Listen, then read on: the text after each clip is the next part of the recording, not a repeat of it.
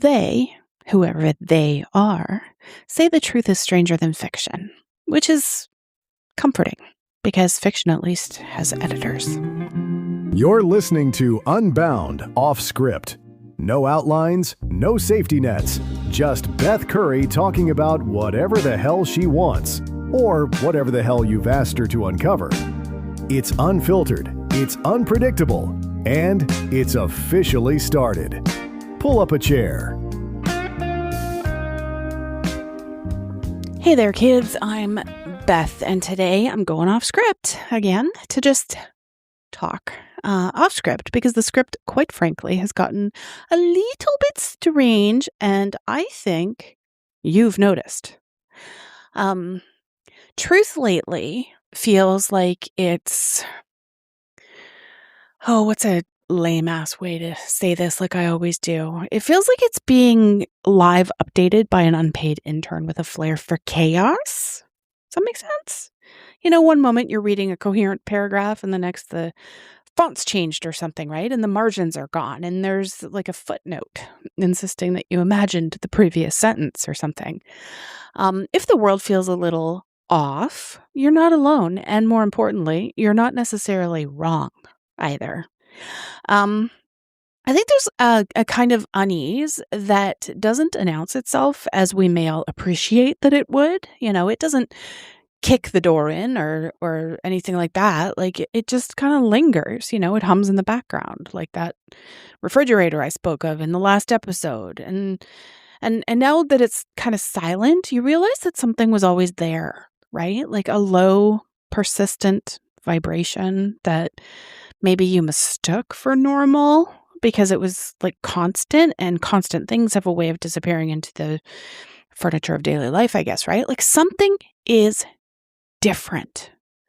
Whether that difference is psychological or environmental or technological or some unholy blend of all three, I think it's worth talking about calmly and rationally. So, you know, not on the internet where everyone's fighting over every damn thing.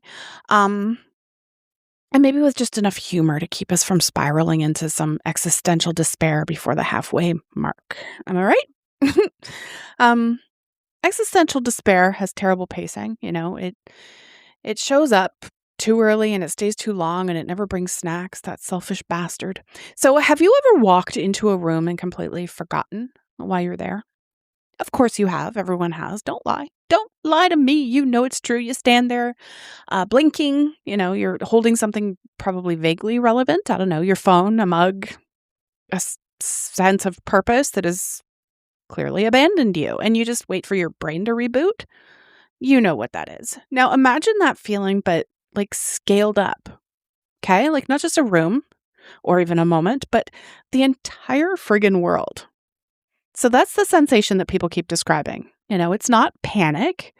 It's not even confusion exactly. It's just kind of this persistent low-grade sense or feeling that something is just slightly out of alignment. You know, like reality itself has maybe been nudged half a degree to the left, you know, not enough to fall over, but probably enough to make you walk funny. And it like shows up in like teeny tiny little baby ways. You know, what inspired this whole episode is my own observation of birds now chirping at 2:00 in the morning. Like they've collectively decided that sunrise is more of a suggestion than a rule or something, right? I remember growing up, birds started singing their songs at daybreak, right? Not at 2:00 in the morning, not at 3:00 in the morning.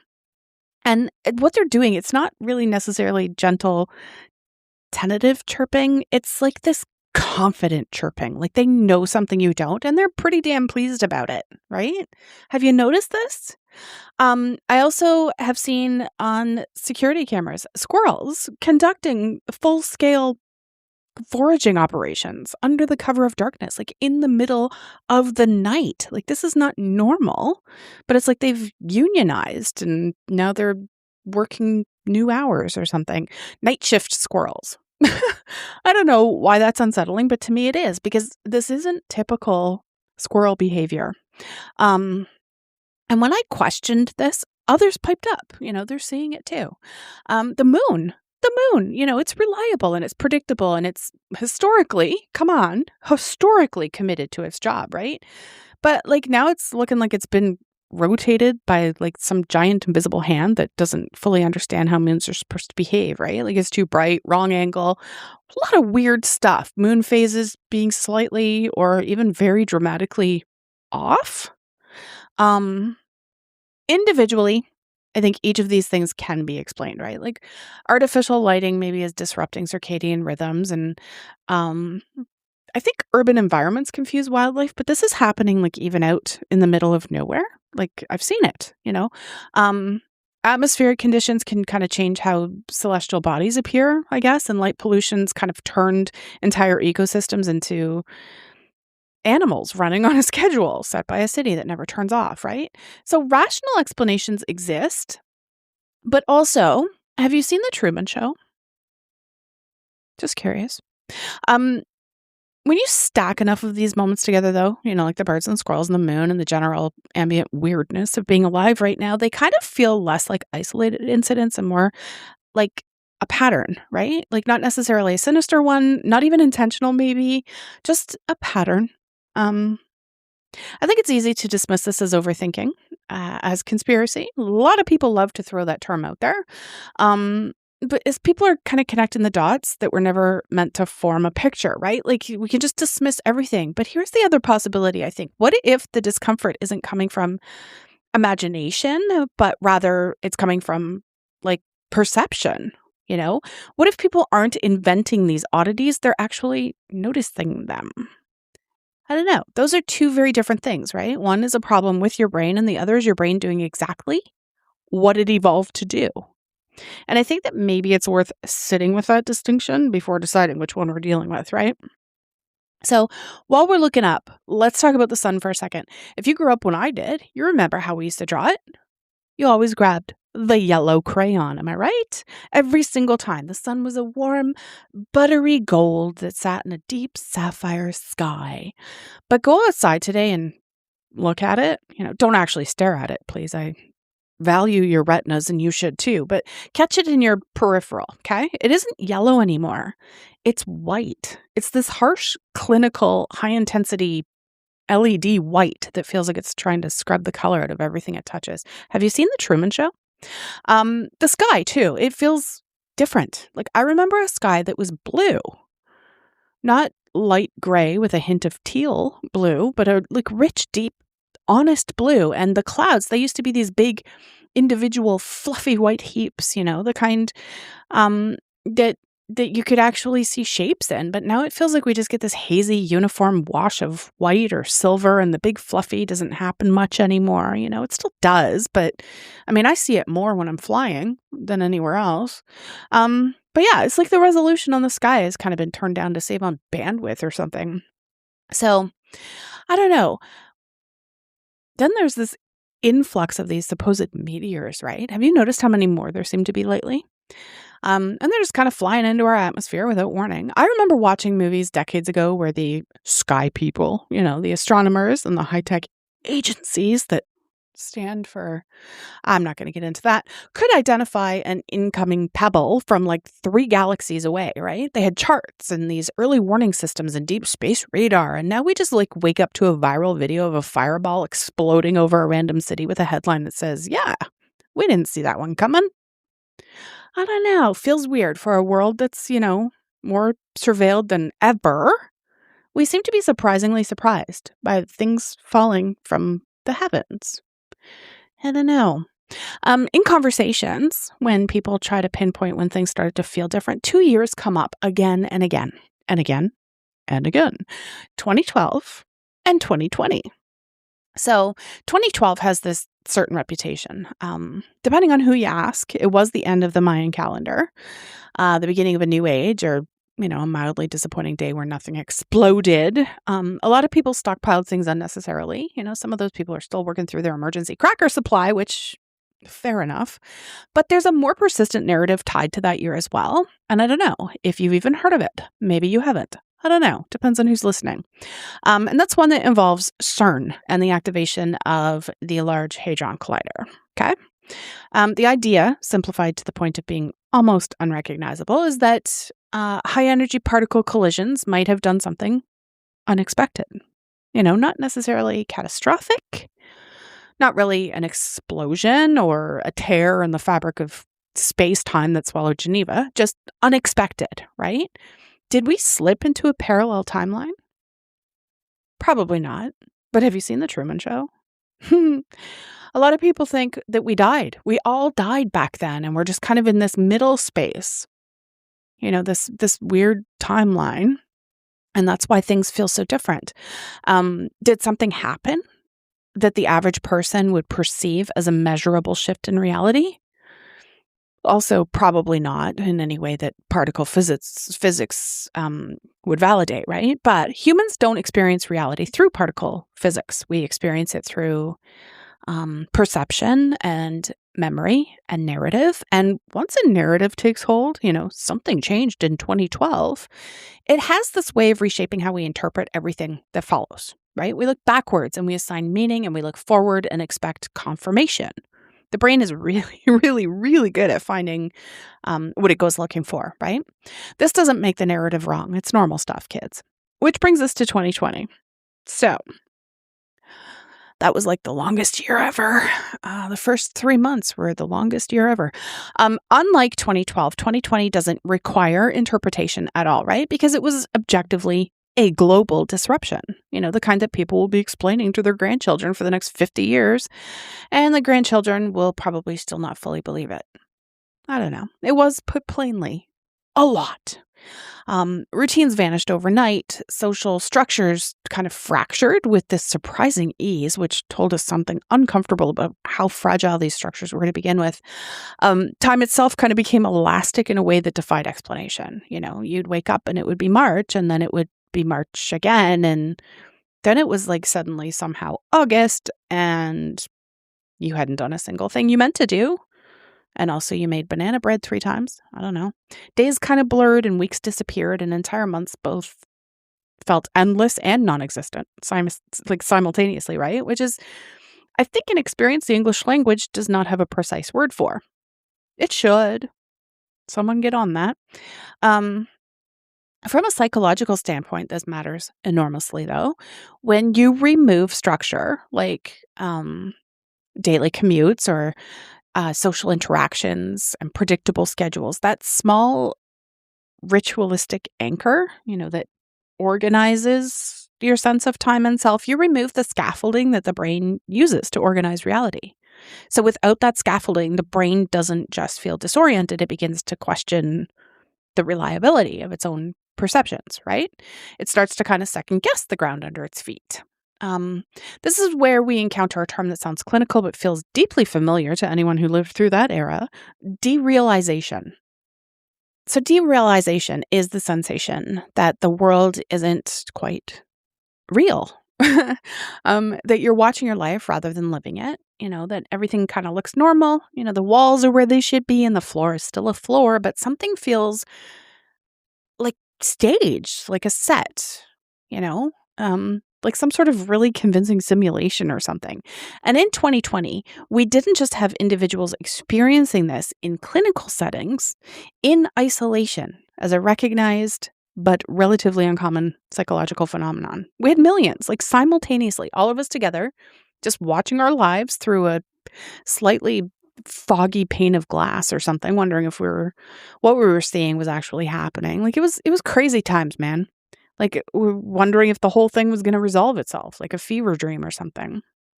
If you were designing an experiment to induce a collective sense of unreality, you would struggle to improve on what already happened organically. Remove routine, isolate individuals, flood them with information, often way too often contradictory, frequently alarming, constantly updating. Limit physical interaction, encourage digital engagement. Watch as the line between the online world and the real world becomes not just blurry, but like functionally irrelevant. Then wait and observe, and then express surprise when people say something feels off. But have you seen The Truman Show?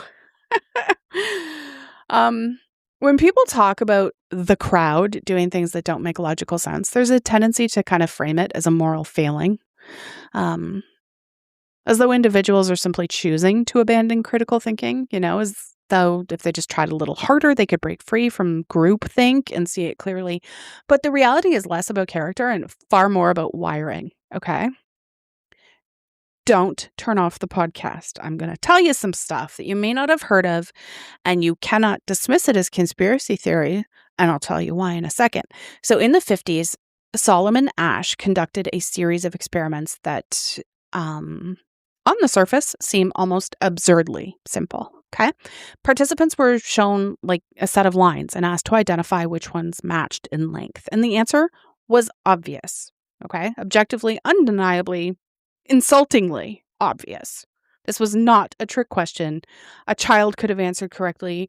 Probably a blind guy could have answered correctly. And yet when Confederates in the room, people pretending to be participants but actually working with the researchers, gave incorrect answers, a significant percentage of real participants went along with them. They didn't argue. They didn't object. They didn't say, that line is clearly shorter. What is happening right now? Are you all seeing what I'm seeing? They said, yes, that one. About 75% of participants conformed at least once across multiple trials. Roughly a third of all responses were incorrect, matching the wrong answers given by the group. And even when the correct answer was sitting right in front of them, obvious as a freight train, people went along because being wrong in a group feels safer than being right alone. And that's not stupidity, guys. That's survival instinct running on outdated software. Historically, disagreeing with the group got you exiled from the tribe and eaten by something with teeth, probably. The brain hasn't fully updated its threat assessment protocols for a world where the group is a comment section. Then there's Stanley Milgram, who takes things to a much darker and considerably less comfortable place. So in Milgram's experiments, participants believed they were administering these electric shocks to another person as part of a learning study. Now, the shocks weren't real, and the learner was an actor. The distress was performed and all that, but the participants didn't know any of that. So as the learner expressed increasing distress, escalating from discomfort to pain to silence, which is somehow worse, participants were given the option to stop.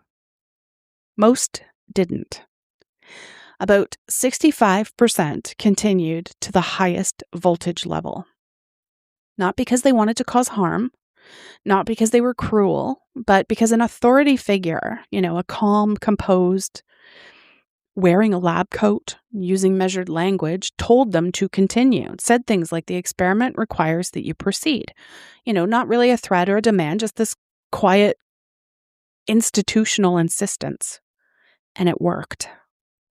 This is not a comfortable piece of information to sit with, okay? But it's important because it suggests that under the right conditions, ordinary people with no particular malicious intent will override their own moral instincts, their own discomfort, their own better judgment, because someone who appears to know what they're doing says to continue. Now take that understanding and apply it to a modern context, okay, where authority doesn't need a lab coat. It just needs a credential and a platform and maybe a blue check mark, maybe a confident delivery and enough repetition that dissent feels exhausting, right?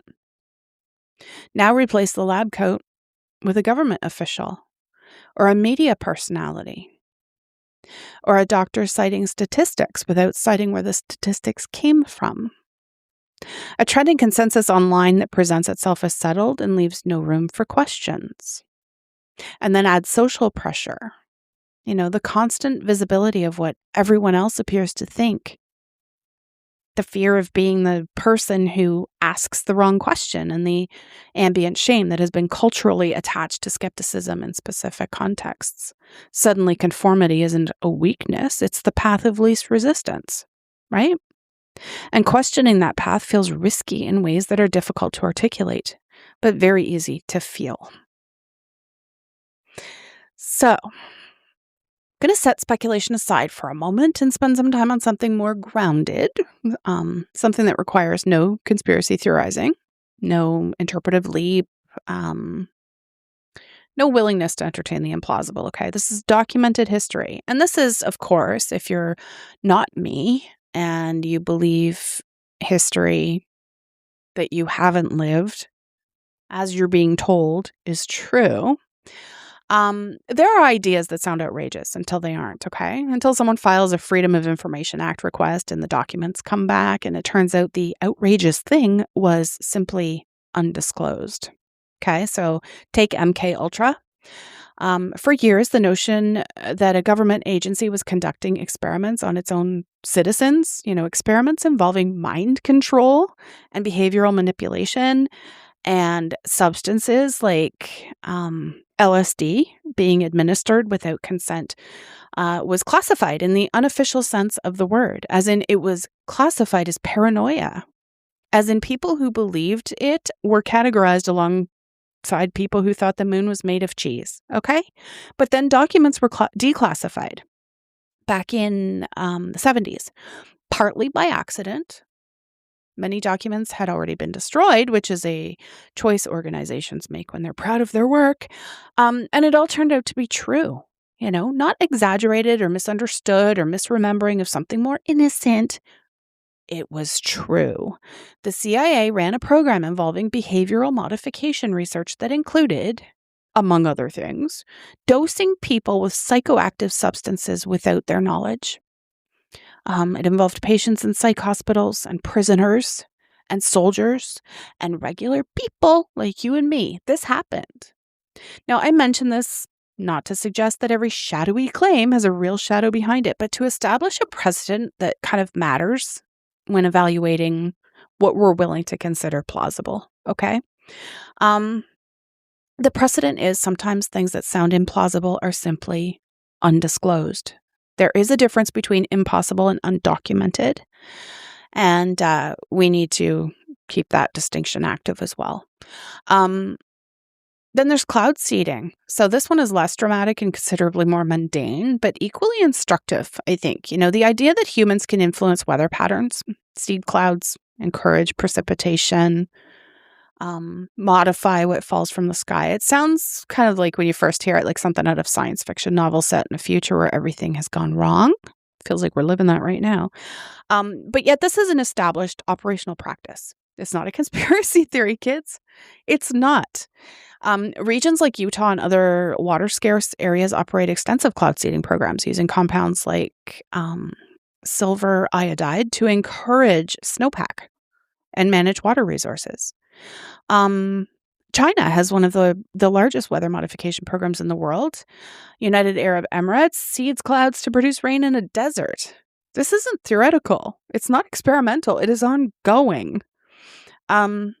It's not hidden exactly. It's just not particularly publicized because the general public tends to not find water resource management headlines gripping enough to read past the first paragraph. I don't know. But whenever someone brings it up online, immediately they're called a litany of names, including conspiracy theorist, and saying that's been debunked and whatever. But y'all can look. It's out there and it's not exactly hidden. But yeah, it matters, not because cloud seeding is sinister, but because it quietly kind of expands the boundary of what we accept as possible, right? So once you accept that weather can be influenced, even partially, imperfectly even, the category of natural becomes slightly less stable. The line between what is happening and what is being caused starts to kind of blur in ways that are difficult to unblur. Again, not a conspiracy, not an accusation, just kind of this nudge towards complexity. And complexity is uncomfortable because it resists resolution, right? We want things to be either true or false, or safe or dangerous, or explainable or suspicious. And complexity says sometimes it's both, and sometimes you won't know which. And that kind of messes with our heads. So let's talk about the internet for a sec, which began as a decentralized network for sharing academic information and has since kind of evolved into something closer to a psychological obstacle course that also sells you things you don't need at 3:00 in the morning. There's a concept called dead internet theory, and I did a whole Offbound episode about this a couple months back. Sorry, off script. Off script episode about this a couple months ago. And at its core, it proposes that a significant and growing portion of online activity, comments, posts, reactions, shares, all the fighting, the general ambient bustle of digital life is not generated by actual humans. I actually went into a lot of depth about this and how it looks like humans and real accounts and real people with real families and whatever, but it's not. But automated systems designed to simulate the behavior of engaged and opinionated and real people. Now, to be clear, the existence of bots is not controversial. It's a known, documented, openly discussed feature of the digital landscape. If you're fighting online, someone's going to call you a bot if they don't like what you have to say. These are widely deployed for marketing, content moderation, data harvesting, spam, and occasionally the deliberate amplification of specific narratives. Okay? Bots are a tool, and like all tools, they reflect the intentions of whoever is holding them. The more challenging question is scale. So if a substantial percentage of what you encounter online is not organic, it's not a real person choosing to type those words, share the post, or react with a specific emoji, what does that do to your perception of what people actually think? So here's the mechanism. If you believe thousands of people hold a particular opinion, you're more likely to consider it valid. You're more likely to drift toward it yourself, or maybe assume that you're in the minority if you think differently. And humans use social proof as a navigation tool.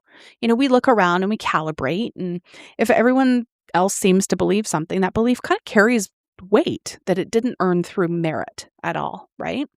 But if everyone else includes, in significant part, automated systems generating content at scale, then the consensus you're calibrating against is partially constructed, okay?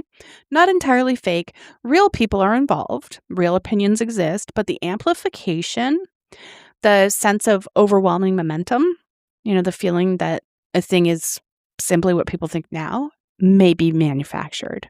Okay, so it becomes a feedback loop with no natural stopping point.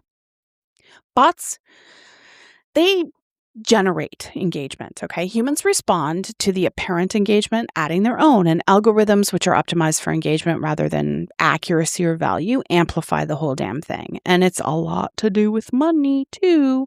So more bots join the signal, and suddenly you're standing in the middle of what feels like this enormous, urgent, deeply human conversation that may have been seeded by a script. Okay? This doesn't mean the world online is entirely artificial. It does mean that the social reality presented to you through a screen is not a transparent window onto human opinion, okay? It's a curated and filtered, sometimes engineered environment that operates by rules designed to maximize your attention and not your understanding, okay? It's not conspiracy. People throw that term around when they get uncomfortable instead of asking questions.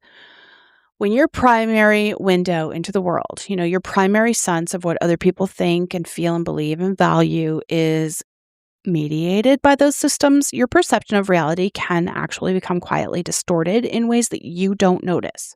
Because distortion is most effective when it's gradual, right? Have you seen The Truman Show?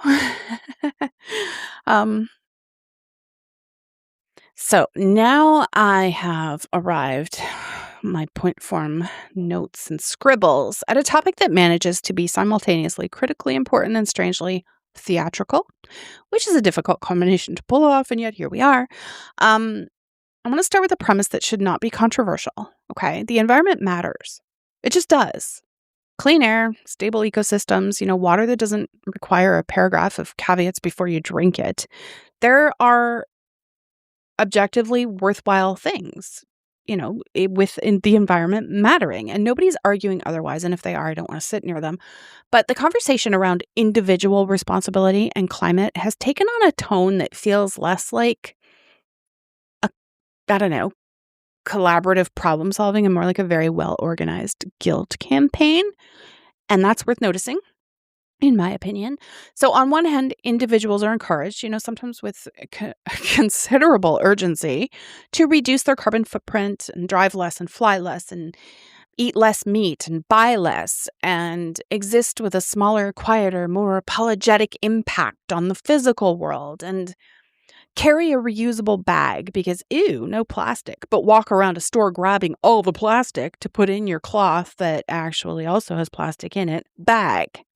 And feel bad when you forget the reusable bag in your car or whatever, and feel bad about the plastic straw, and feel bad about the single-use coffee cup, even as you stand in line behind like 15 other people who are also holding single-use coffee cups and wondering if collectively feeling bad about this is accomplishing a damn thing. And then on the other hand, large-scale industrial activities continue at a level that dwarfs individual contributions, right? To the point of near irrelevance. Not metaphorical irrelevance, but mathematical irrelevance, right? The kind where the numbers simply don't support the conclusion that your personal choices are the primary variable. And this creates like this paradox that I find genuinely interesting to poke at. You know, you're told that your choices are crucial while simultaneously observing systems that operate on a scale so vastly different from individual behavior that the comparison doesn't hold up. Take your bike, walk, don't drive. If you have to drive, buy an EV. But off I go on my private plane, my private jet, and I'm going to get on my yacht and take a vacation. I don't know. Anyway, methane emissions from livestock, okay? This is a topic that comes up with some regularity in these conversations, and it's usually presented in a way that carries the implicit conclusion that you should feel like an absolute shitbag for having a hamburger. Yes, cattle produce methane. This is not disputed. I'm not disputing it. But methane from livestock is part of a biogenic cycle, guys. It breaks down over a period of years and re-enters the carbon cycle in ways that are fundamentally different from fossil fuels, which introduce carbon that has been sequestered underground for millions of years back into the active atmosphere. These are not identical processes. They are not equivalent scales of impact. And yet, the messaging often treats personal dietary choices as industrial fossil fuel combustion as roughly comparable levers that individuals can pull to produce meaningful outcomes. Ridiculous. Again, this is not about denying that individual behavior has impact. It does, sure. But I think it's about examining how the narrative is framed and who benefits from that framing. Because when people are made to feel personally responsible for systemic, structural, industrial scale problems, a very specific psychological response tends to follow. Guilt. And guilt, while occasionally useful as a motivator, is also highly effective at keeping people focused inward rather than outward. It's a bit of a distraction. You know, they're focused on their own choices rather than the choices being made at scales they didn't vote for and can't individually override. Right? If you're spending cognitive and emotional energy managing the guilt associated with your lunch, you have less of that energy available for the questions that operate at a different level. This is psychologically elegant in a way that is not complimentary, my friends. And don't get me started on every company and corporation and the cockroaches on their floors abusing AI. Okay? I'm still grumpy about AI in general. If you've listened to other episodes, you know this. But have you heard about AI's impact on our water? I bet you haven't. And nobody seems to care because they all have stars in their eyes about the magic of all this progress. Alert the nerdery, here's a quick Coles note. So artificial intelligence has a measurable real-world connection to water use, primarily through the operation of large data centers. Okay? So training and running AI systems, especially like the large language models, requires vast amounts of computing power, which generates heat. And to prevent overheating, many of these centers rely on water-based cooling systems, either through evaporative cooling towers or chilled water loops. According to research from University of California, Riverside and University of Texas at Arlington, a single AI query can indirectly consume a small amount of water, and at scale, these interactions add up significantly. Okay? So, for example, training a large model can require hundreds of thousands of liters of water, depending on the location and the cooling method and the energy source, of course.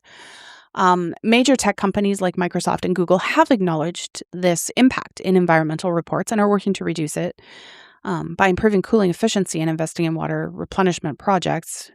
But yeah, this is not speculative. It's a documented environmental consideration tied to the physical infrastructure that supports this bullshit AI that's going to like literally ruin our lives and our world. But anyway, where does all of this leave us? So we have a global disruption that rewired collective perception and dismantled, the structures that people use to organize their experience of time and reality. And we also have decades of psychological research demonstrating that humans are highly susceptible to authority and conformity, not because of weakness, but because of wiring. We have documented historical precedent for programs that once seemed implausible, turning out to be factual. And we have technological systems that shape and sometimes wholesale construct our understanding of social consensus. And we have these narratives that consistently redirect individual attention towards personal responsibility in contexts where structural forces are doing most of the heavy lifting, right? None of these elements standing alone prove that reality is being written or rewritten, but together they create this kind of environment that is feeling distorted and disoriented. It's not a flaw. It's a reasonable response to a genuinely complex situation, I guess, right? The brain is doing what it does. It's trying to reconcile competing inputs. We have so much noise coming at us every single day. What you see versus what you're told, and what you feel versus what the consensus claims you should be feeling, right? What your gut says versus what the official version insists. When these things don't align, the result isn't really clarity. It's like more of an unease. And unease, when we don't explore it, kind of calcifies into either anxiety or apathy. Two responses that are almost perfectly useless. One makes you absolutely miserable and the other one makes you absent. Neither one of those asks the questions that need asking, right?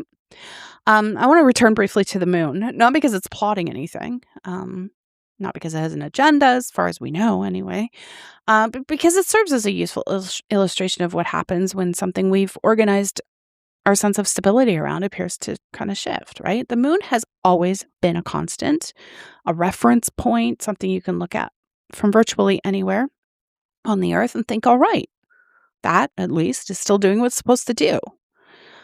For as long as humans have been looking up, the moon has always been there, more or less, where it was the night before, going about its business with this reliable predictability. So when people say it looks different, like brighter or larger, it's sitting in the sky at an angle that feels wrong or different, maybe it's displaying itself with a kind of conspicuous confidence that's hard to explain but easy to notice, the easy response is to just dismiss it, right? Atmospheric conditions or optical illusions, the moon illusion, the well-documented phenomenon where the moon appears larger near the horizon due to the way that the human visual systems interpret size relative to surroundings. Light pollution, changing how we perceive brightness. Any number of perfectly reasonable explanations that are accurate and true and do not fully address why the explanation feels insufficient. Because the emotional response isn't really about the moon. It's about constancy, right? When something you perceive as reliable and unchanging appears to change even slightly, even explainably, it reinforces this broader feeling. The things you've been counting on to stay the same are perhaps negotiable. And if those things are negotiable, then I guess the category of stable needs to be revisited, right? Humans do not handle this well at all. We're not built for constant recalibration in our foundational assumptions at all. We're built for a world where most things stay roughly where you left them. And the things that move in predictable ways, and that includes the clock.